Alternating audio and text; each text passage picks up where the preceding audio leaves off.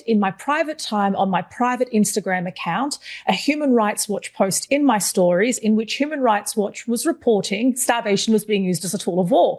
And I merely shared that in my stories along with the words HRW reporting starvation as a tool of war. That was enough to get me called into my manager's office and within minutes asked to get my bags and leave the building with the claim that I had breached a directive, that I had breached the ABC social media policy, even though the public broadcaster had in fact reported on that same finding twice in 48 hours.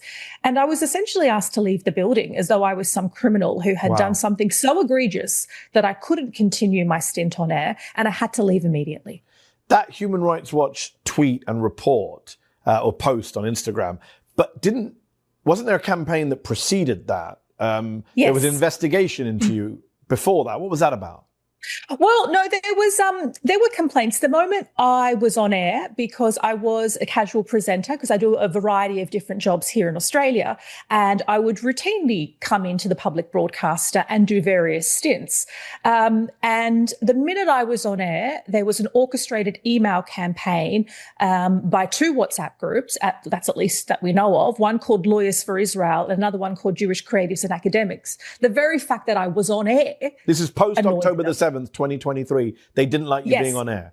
They didn't want me being on air. Just for the sake of our viewers watching who don't know your background, what is your ethnic background, if you don't mind me asking?